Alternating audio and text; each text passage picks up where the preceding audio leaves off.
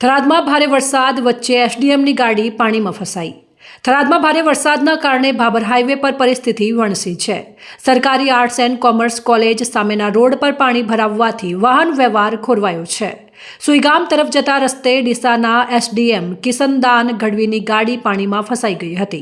થરાદ નગરપાલિકાની ફાયર બ્રિગેડની ટીમને જાણ થતાં તેઓ તરત જ ઘટના સ્થળે પહોંચી ગયા હતા અને ફાયર ઓફિસર વિરમજી રાઠોડે જણાવ્યું કે એસડીએમ પોતે ગાડીમાંથી બહાર નીકળી ગયા હતા। ત્યારબાદ ફાયર ટીમે ગાડી અને ડ્રાઈવરને સલામત રીતે બહાર કાઢ્યા હતા। ગાડીને સુરક્ષિત સ્થળે ખસેડવામાં આવી હતી। વરસાદી પરિસ્થિતિમાં ફાયર બ્રિગેડની ટીમ એલર્ટ મોડ પર ગઈ છે। ગઈકાલે આખો દિવસ ભારે વરસાદ વચ્ચે પણ ટીમે લોકોની સુરક્ષા માટે સતત કામગીરી કરી હતી। ટીમ દરેક કટોકટીના કોલ પર તાત્કાલિક પ્રતિસાદ આપી રહી છે।